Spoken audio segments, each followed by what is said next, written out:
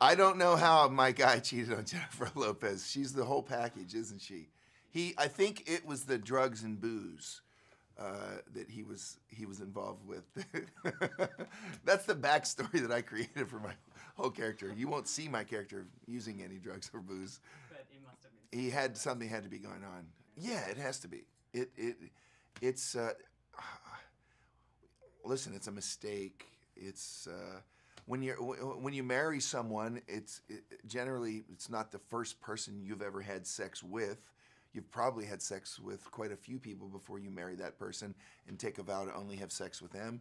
So if you make a mistake, you're going to throw away 10, 15 years because you made a mistake and you had sex with somebody else. I don't see that as a reason to throw away a lifetime. Murder's a different subject. We're not talking about murder. We're talking about you slept with somebody else. Now that whole life that you had before is over.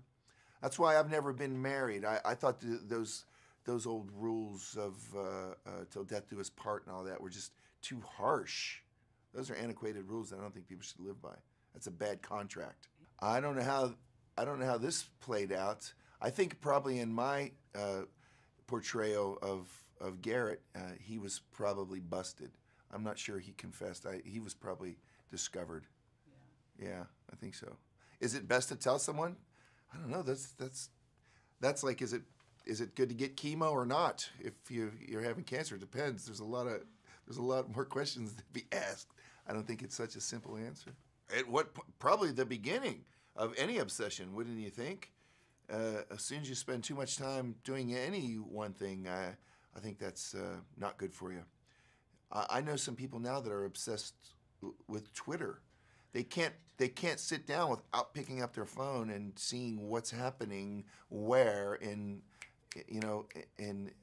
instant time. They have to be on top of it so that they know what's happening and they seem cool. That sort of drives me insane. I don't want to be superior, but I never even take my phone with me when I leave the house. I leave it like an old-fashioned phone. I leave it at home. No, and usually if I'm leaving the house, listen, if I'm going to the store, I take my phone because I might get a flat tire. But if I'm going to dinner with someone, I know where I'm going to be for the next 3 hours. I don't need to talk to anyone. Phone stays at home. I'm going to go there and come home, so why do I need that phone? I had that feeling since probably the 6th or 7th grade. There was a couple girls. I had a very small school in West Virginia. There was only 13 people that I went to 1st grade to 8th grade with, and I had a couple young girls.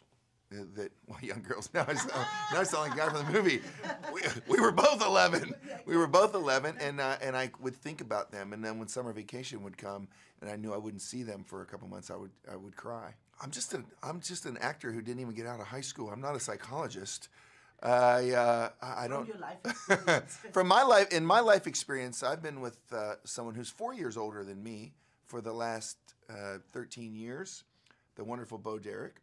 And everyone thinks because Bo was famous at such a young age that she's more than 10 years older than me. But the fact is, when I was a freshman in high school, she was a senior. So there's really no difference in our ages.